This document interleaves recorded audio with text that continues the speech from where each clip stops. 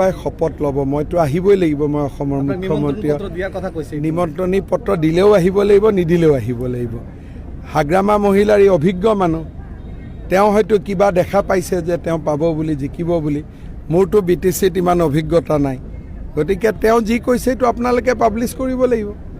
মই ইয়াৰ ওপৰত কেনেকৈ কমেণ্ট দিব পাৰিম হয় নহয় আজি মই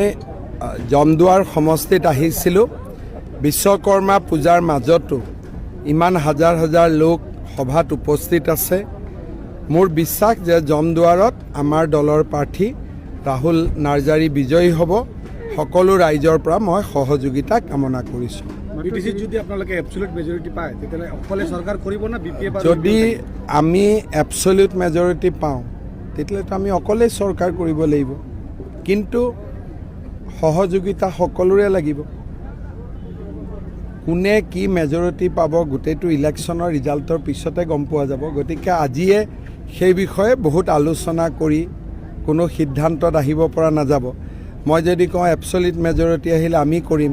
পিছত দুটা কম আহিলে মোৰ লগত কোনো নাহা হ'ব যে তইতো কৈছিলি অকলে কৰিম বুলি সেইকাৰণে এতিয়া একো কমেণ্ট নকৰা ভাল ৰিজাল্টৰ পিছতে সিদ্ধান্ত লোৱা ভাল এই কংগ্ৰেছে ইতিমধ্যে 40টা সমষ্টিতে প্ৰাৰ্থী দিছে কিন্তু গৌৰৱ গগৈ মোৰ মতেদিতো কংগ্ৰেছে 40টাত প্ৰাৰ্থী দিছে আৰু 40টা সিটতে জিকাৰ সম্ভাৱনা আছে মোটামুটি 40টা নহ'লে 39টা মানত জিকি যাব লাগে আৰু আজিও অলপ টকা পাইছে মই অলপ আগতে বঙাইগাঁৱত কৈয়ে আহিছোঁ গতিকে যিমান এনেকুৱা অফিচাৰ আছে সকলো সাৱধানে থাকিব লাগে দুখীয়া ৰাইজৰ পৰা পইচা পাতি তুলিব নালাগে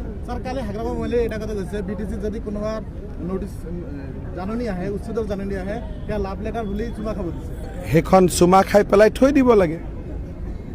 হয় নহয় গতিকে হাগ্ৰামা মহিলাৰীয়ে যিটোৱে কৈছে সেইটোকে বৰ্তমান সঁচা বুলি মানি লওক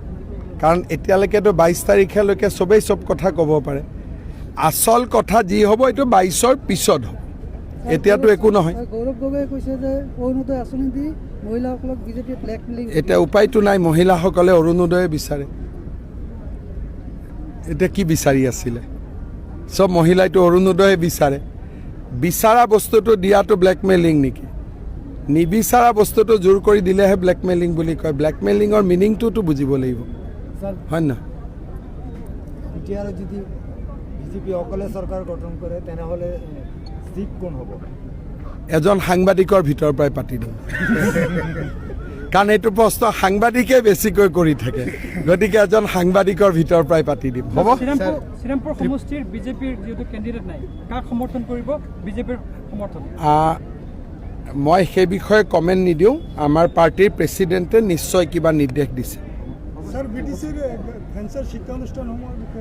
আমি চেষ্টা কৰি আছোঁ মেক্সিমাম স্কুল কলেজ যাতে প্ৰাদেশিকৰণ হয় নৱেম্বৰ মাহত বিল আহিব এছেম্বলিত আৰু আমি যিখিনি কৰিব নোৱাৰোঁ সেইখিনি BTCয়েও কৰিব পাৰিব কাৰণ BTCকতো আমি বছৰত 1000 কোটি টকা দি আছোঁ গতিকে যিখিনি কাম ষ্টেটে কৰিব নোৱাৰে সেইখিনি কামটো BTCয়ে আৰামত কৰিব পাৰেই ঠিক আছে